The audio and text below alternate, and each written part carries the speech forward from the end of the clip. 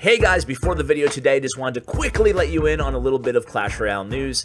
This morning on Reddit, Supercell announced that they will be adding a permanent mute feature in the game next update. That means this April, in, I don't know, 4 to 8 weeks, I guess, we will be seeing the next update. I hope it's great. But yeah, that is confirmed, a permanent mute feature. Some of you guys will be really excited about that. Some of you guys will probably say, what's the big deal? But just thought I'd share that with you guys right now. So guys, I know you're going to enjoy this video. It's a great one. So without further ado, here's the video. Don't you know? Gotta tell somebody.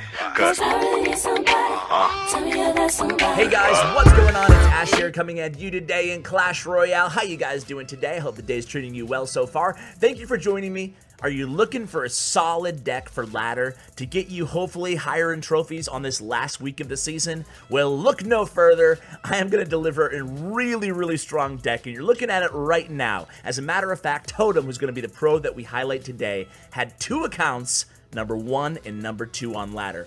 Only 2 epic cards in this deck. We have Prince and we have Poison. If you don't have a high level Poison, feel free to sub in Fireball. This is a great deck, guys. It has some bait elements to it in the Spirit Goblins, the Goblin Hut, and also the Bats. It has definitely that beatdown power that we're looking for, and it has that really strong defenses that we're also looking for in a deck. This deck has it all here, of course, starting with the Goblin Hut. Now, before we get to the pro gameplay, I apologize. I am, as you guys know, I'm trying to integrate a little bit more of my gameplay in here so you can see an average player with these decks. So we're going to start out with a live match that I just recorded about an hour ago as I was recording these replays. So, you know, I'm going against Jaguar here from UK Choppers. Shout out to him. And I'm always going to start out with the Goblin Hut. It's obviously the most ideal starting play. It's a great defensive unit, and it just sets the table nicely. So if you have it, always start out with the Goblin Hut. Otherwise, wait and react to the opponent. Speaking of reacting to the opponent here, I accidentally played that Giant. I probably would have pressured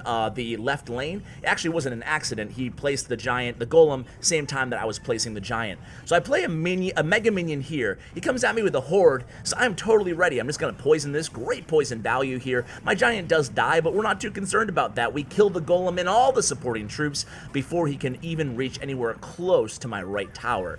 So here we go. It's the counter attack here with the Prince and the Mega Minion. I probably get a little bit greedy here. I think I play the Spirit Goblins. Probably a bad play. I do, in fact, and he plays the Skarmy at the same time. The Spirit Goblins are going to be pretty much a waste. I could have just relied on my Princess Tower. Of course, you know that I always struggle with being maybe a little bit too aggressive at certain times in my gameplay. So watching this replay back, it's actually a good time to kind of reflect on that. So I'm going to go ahead and play a Goblin Hut here. Of course, whenever there's a lull in the action, whenever you're getting close to full elixir, make sure you play the Goblin Hut. You're going to want to keep playing Goblin Hut in this matchup. And of course, against the Golem deck, we're going to be hitting opposite lane. This is what I would have done the first time had I not dropped the Giant at the same time as the Golem. And you can see, just adding the Bats to this push, I probably didn't even need the Bats, honestly, but I know he's going to be coming at me super hard here in the left, so I want to be ready.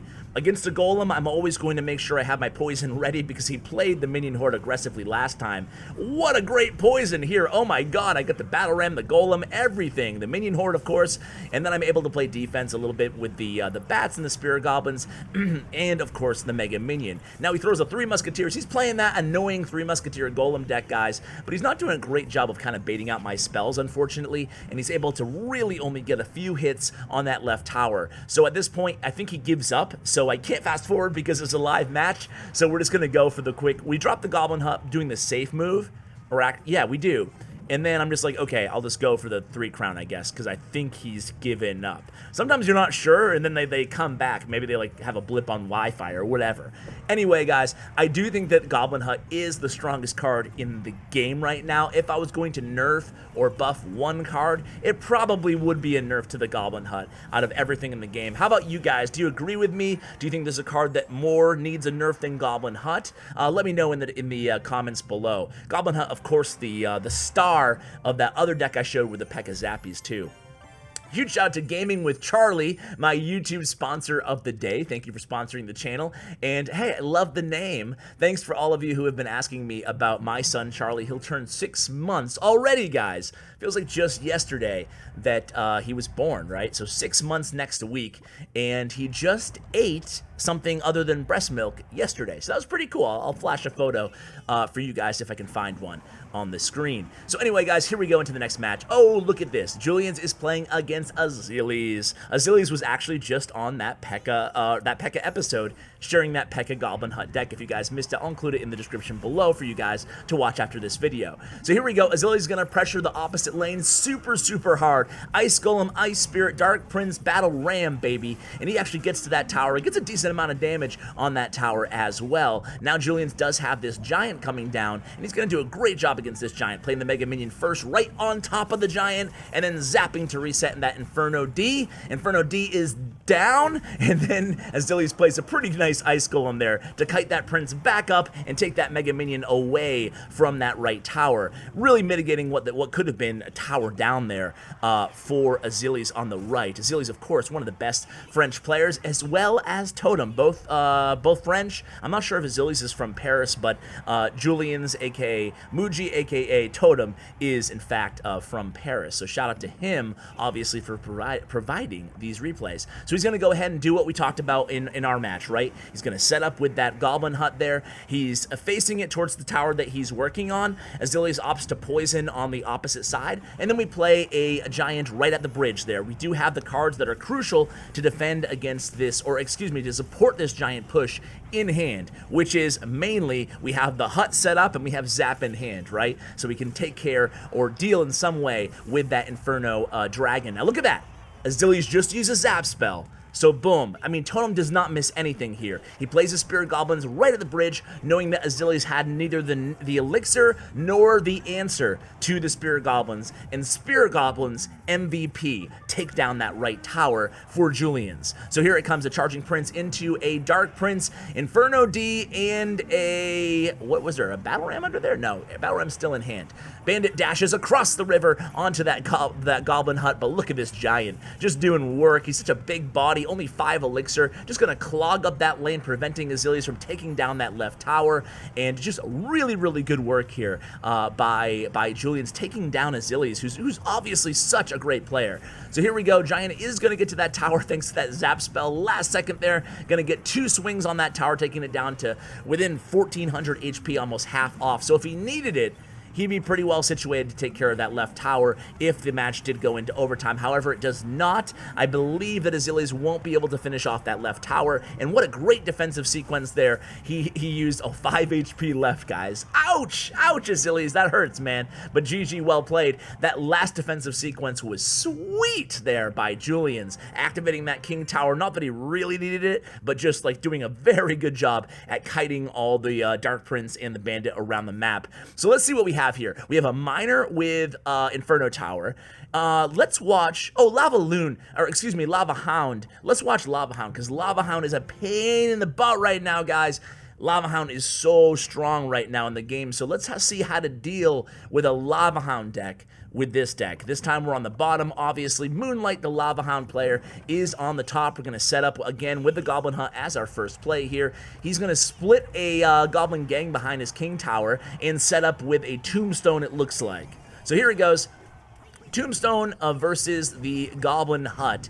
And of course, when you're facing a Lava Hound deck or a Lava Loon deck, you should only really have to be prepared for them having like 2 ground cards usually. It can be Guards, Skarmy, Tombstone. There's usually 2 of those 3, or Goblin Gang, right? But they usually don't have more than 2. So against a Lava Hound deck or a Lava Loon deck, always kind of be aware of where those 2 cards are in their rotation. And if they don't have one of them up close, or if you want them to waste some elixir, or if you know they have Tombstone, just be ready with that predictive Zap or whatever you need, you know, combo that Prince with Bats so you can take care of that Tombstone easily. Don't lose in a 5-for-3 trade the Prince to a Tombstone.